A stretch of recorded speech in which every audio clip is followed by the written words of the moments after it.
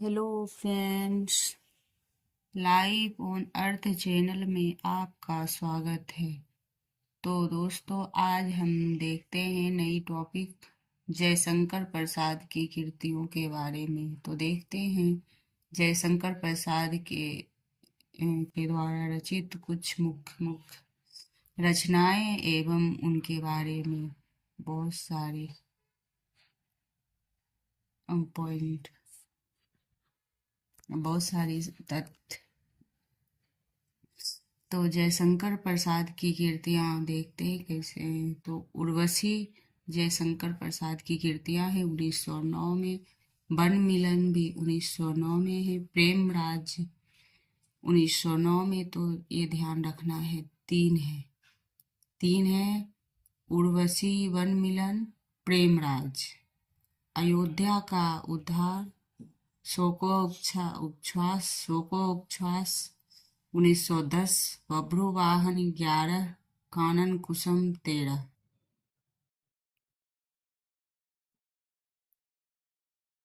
तो कानन कुसुम है खड़ी बोली में 1913 में। महाराणा का महत्व है। ये 8वां नंबर है प्रेम पथिक 1914। महाराणा का महत्व 1914 में है।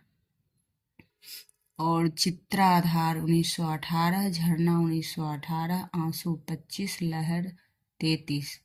तो दोस्तों, यह क्रम से है, इसे याद करने में आसानी होती है। तो इसको कैसे याद रखेंगे? तो 3 तो 1909 में है और प्रेम राज्य 10 में है। और अयोध्या का उद्धार भी 10। शोकोच्छ्वास 10। फिर बभ्रुवाहन 18। कानन कुसुम 13 में है। तो ये क्रम से है। और प्रेम पथिक 14। महाराणा का महत्व 14। ये 2 प्रेम पथिक, महाराणा का महत्व 14। और चित्राधार 18। झरना 18। ये भी 2 है। एक तिथि में, एक सन में। आंसू 1925। 13 लहर। कामायनी 35 में। 15 सर्ग है कामायनी में। तो देखते हैं दोस्तों, बहुत ही महत्वपूर्ण तथ्य हैं जिसे बिल्कुल एग्जैक्ट इस एग्जाम में आते हैं इससे। तो कामायनी 35 में 15 सर्ग हैं। तो देखते हैं और कुछ तथ्य, मुख्य तथ्य। जयशंकर प्रसाद की प्रथम कविता सावन पंचक सन 1906 में भारतेंदु पत्रिका में कलाधर उपनाम से प्रकाशित है।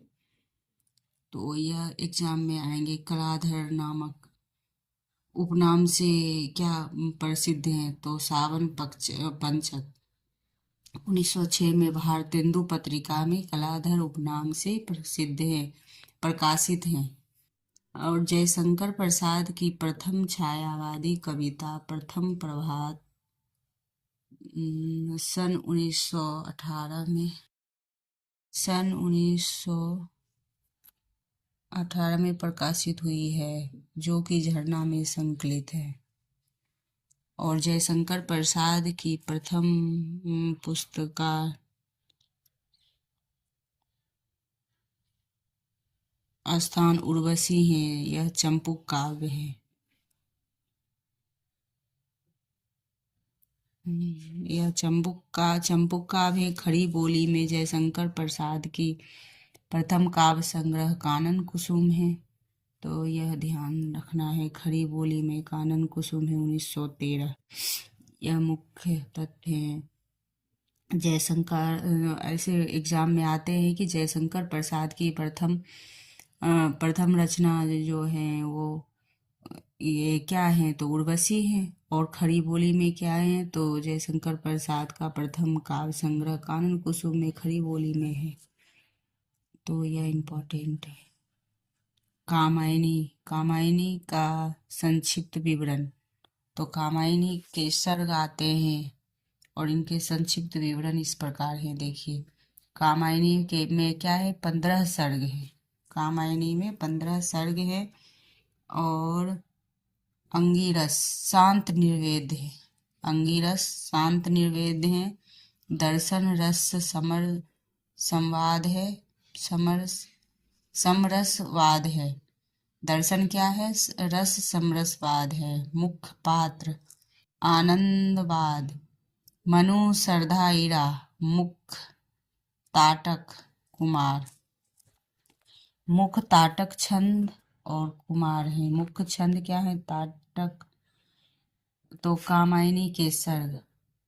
कामायनी के सर्ग क्या है? चिंता। अब देखते हैं कामायनी के कितने सर्ग हैं। 3, 6, 9, 12, 15 सर्ग हैं। तो देखते हैं चिंता, आशा, श्रद्धा। तो कामायनी में पहला सर्ग कैसे जुड़ता है? चिंता। तो देखते हैं कैसे याद करते हैं। किसी काम के लिए हमें पहले चिंता होती है, फिर चिंता करके फिर क्या आशा जगती है कि हम कुछ करेंगे, तो आशा हुआ। फिर श्रद्धा होती है उस काम के प्रति और ईश्वर के प्रति मन में श्रद्धा रख के करते हैं। तो चिंता, आशा, श्रद्धा ऐसे याद रखना है मन में। फिर काम, वासना, लज्जा। फिर काम करते हैं तो और करने की इच्छा होती है तो वासना, और फिर थोड़ी सी लज्जा भी आती है। और कर्म, ईर्ष्या, ईरा। तो कर्म करते करते किसी दूसरे को देखकर ईर्ष्या भी आती है। फिर ईरा, उसके साथ ईरा होता है। फिर स्वप्न, संघर्ष, निर्वेद। और फिर स्वप्न में संघर्ष होता है, निर्वेद ऐसे जोड़ते हैं। और फिर दर्शन। तो दर्शन को किससे जोड़ते हैं? ईश्वर से। तो भगवान का हम दर्शन करते हैं, फिर रहस्य होता है उस दर्शन में, और फिर आनंद की प्राप्ति होती है। तो फ्रेंड्स, ऐसे तो याद नहीं होती है, लेकिन हम किसी न किसी चीज से जोड़ते हैं तो याद होती है। तो ऐसे हम याद रखेंगे और मन ही मन इसको बार बार दोहराते रहेंगे तो याद रहेगा। तो कामायनी के इस प्रकार सर्ग हैं और संक्षिप्त विवरण है कि किसमें क्या आएगा। तो कभी सर्ग पूछ दिया जाता है एग्जाम में, तो 15 सर्ग हैं कामायनी के। और फिर इसमें 20 से ही पूछ दिया जाता है कि इरा इरा किस सर्ग में आ रहा है। तो इरा 3, 6, 3 नवा सर्ग है। वासना किसमें है? लज्जा 6ठा सर्ग है। तो इस प्रकार संघर्ष, निर्वेद, किसके बाद क्या क्रम भी आता है, तो इसको तो बिल्कुल ही ध्यान में रख कर ही करना होता है। बिल्कुल ही ध्यान में रखना है, इसको रट ही लेना है कि किसके बाद क्या आता है। जैसे दर्शन, रहस्य, आनंद, ये तो 12, 13, 14, 15, ये तीनों में 13, 14, 15 हुआ। फिर ये 12, 10, 11, 12 ये होगा। स्वप्न, संघर्ष, निर्वेद 10 में क्या होगा? स्वप्न, संघर्ष, निर्वेद। और फिर ये 7, 8, 9 कर्म, ईर्ष्या, ईरा 7, 8, 9 काम, वासना, लज्जा। तो 4, 5, 6 काम, वासना। फर्स्ट में चिंता, आशा, श्रद्धा। तो फर्स्ट, सेकेंड, थर्ड, मतलब पहला, दूसरा, तीसरा चिंता, आशा, श्रद्धा। तो इस प्रकार हम याद करेंगे। तो देखते हैं कि जयशंकर प्रसाद की कीर्ति कामायनी में मुख्य चीजें जो कि इस प्रकार हैं। ये प्रतीक में क्या किसको माना गया है? तो मन, कामायनी में मन किसको माना गया है? मनु को। और हृदय, श्रद्धा को माना गया है। बुद्धि, ईरा को माना गया है। मानव, कुमार को। मानव है कुमार, उनका पुत्र है, वो है।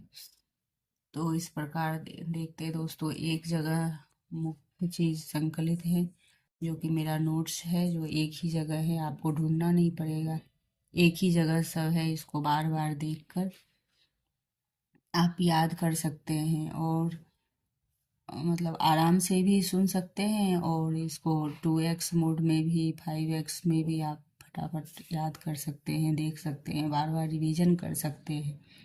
तो निराला जी का महत्व अब देखते हैं कि नहीं, तो अब देखते हैं ये यहाँ तक तो हो गया कि मन मनु है, हृदय श्रद्धा है और बुद्धि ईरा है और मानव कुमार है।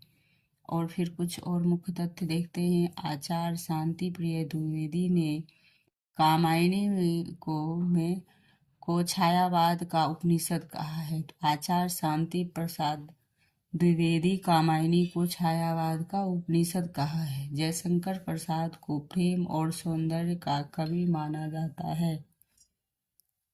तो इसे याद रखेंगे, ये एग्जैक्ट पूछा जाता है कि शांति प्रिय द्विवेदी कामायनी को छायावाद का उपनिषद किसने कहा है, या इधर पूछ उपनिषद मतलब आधा आधा प्रश्न भी आ जाता है इसमें उलट के पलट के ऐसे कि छायावाद का उपनिषद कौन कहे, तो कामायनी को, तो शांति प्रिय द्विवेदी।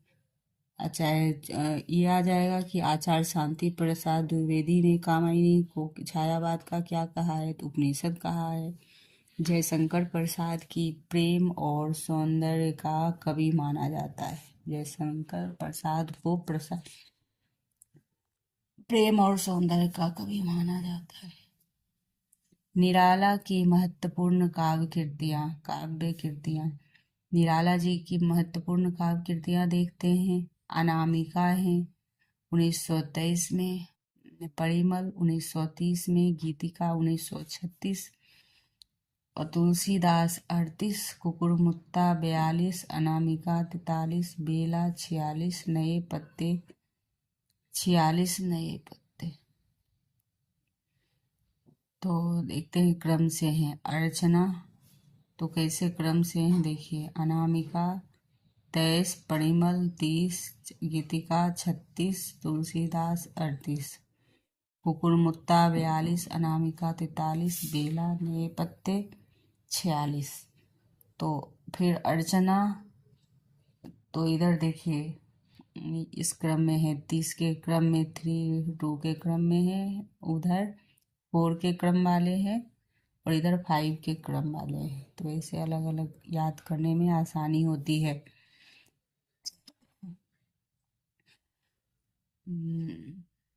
अर्चना 50 में है, 1950। आराधना गुंजन, गीत गुंज और सांध्य ककाली 1969 में। गीत कुंज 54 में, आराधना 53 में, अर्चना 50 में। तो इस प्रकार याद करेंगे। और इनका संग्रह है द्वितीय संस्करण 1938। तो संग्रह कैसे हैं, एक अनामिका में संग्रह है और परिमल में 2 संग्रह हैं इनके। तो संग्रह में देखिए सरोज स्मृति है अनामिका में, सम्राट एडवर्ड के प्रति प्रेयसी, और राम की शक्ति पूजा और रेखा 1936, रेखा तोड़ती पत्थर, सच है 1935, ये अनामिका में है। और परिमल में क्या है संग्रह, अंधविश्वास, जूही की कली, परिमल 1929, बादल राग, विधवा, भिक्षुक, संध्या सुंदरी, पंचवटी प्रसंग, अंधविश्वास, जूही की कली, परिमल 1930, बादल राग, विधवा, भिक्षुक, संध्या सुंदरी, पंचवटी प्रसंग।